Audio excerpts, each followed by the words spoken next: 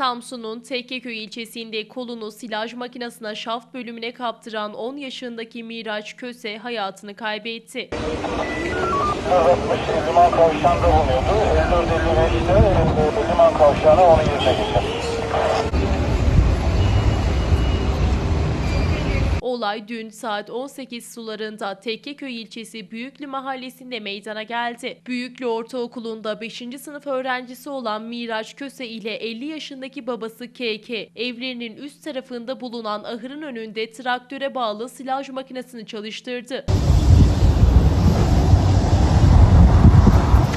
Bu sırada Miraç Köse, makinenin şaft bölümüne kolunu kaptırdı. Ağır yaralanan Köse, kaldırıldığı Samsun Eğitim ve Araştırma Hastanesi'nde hayatını kaybetti. Olayla ilgili soruşturma başlatıldı.